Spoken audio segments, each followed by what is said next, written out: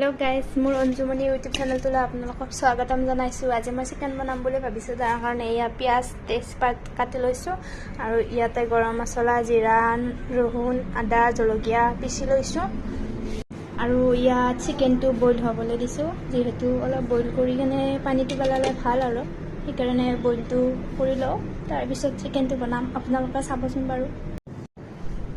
এয়া চিকেন বনাবলৈ কেৰাহীটো বহাই দিলোঁ, চিকেনখিনি নমাই থ'লোঁ। চিকেনটো বনাবৰ কাৰণে প্ৰথমতে আলুখিনি ভাজি ল'ম, তাৰ কাৰণে মিঠাতেল দি দিলোঁ। বইল মাংসখিনি নুমাই ল'লোঁ। এয়া মাংসখিনি আলুখিনি এক্সট্ৰাকৈ ভাজি লওঁ অলপমান। এয়া ভাজি লোৱা আলুখিনি হৈ গ'ল।